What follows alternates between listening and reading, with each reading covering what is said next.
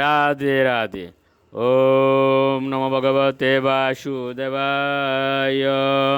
ওম নমো ভগবতে বাসুদেবায়।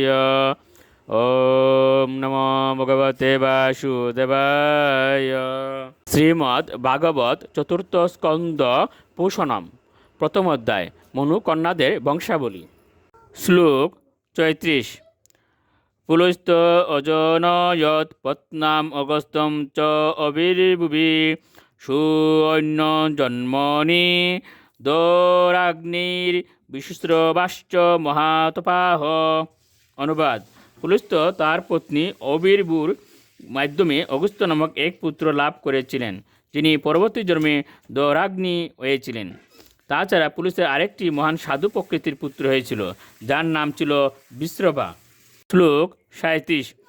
তৈশ্য যক্ষ পতির্দেব কুরের স্থির বিরাসুত রাবণ কুম্ভকর্ণশ্চ ততানে শাম বিভীষণ।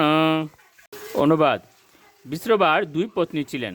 প্রথম পত্নী ইরবিরা থেকে যক্ষপতি কুবেরের জন্ম হয়েছিল এবং অন্য পত্নী কেশিনীর থেকে রাবণ, কুম্ভকর্ণ ও বিভীষণ এই তিন পুত্রের জন্ম হয়েছিল।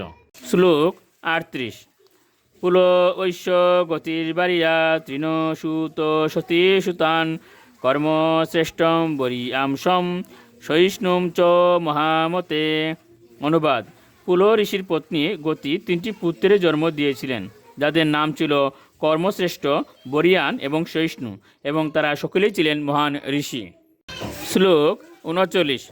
ক্রতুরপি ক্রিয়াবারিয়া বালকিলান সুয়ত ঋষিন ষষ্ঠী সহস্রাণি জলতু ব্রহ্ম তেজসা।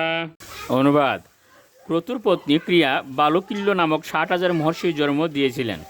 এই সমস্ত ঋষিরা আধ্যাত্মিক জ্ঞানে অত্যন্ত উন্নত ছিলেন এবং তাদের জ্ঞানের প্রভাবে তাদের শরীর জ্যোতির্ময় ছিল। শ্লোক ৪০। ঊর্জায়াম যজ্ঞিরে পুত্রা বশিষ্ঠস্য পরন্তপ চিত্রকেতু প্রধানাস্তে সপ্ত ব্রহ্ম সয়ু অমলাহ। অনুবাদ: মহর্ষি বশিষ্ঠ তার পত্নী ঊর্জা, যার আরেক নাম অরুন্ধতী, তার থেকে চিত্রকেতু আদি ৭টি নির্মল মহর্ষির জন্মদান করেছিলেন। রাধে রাধে।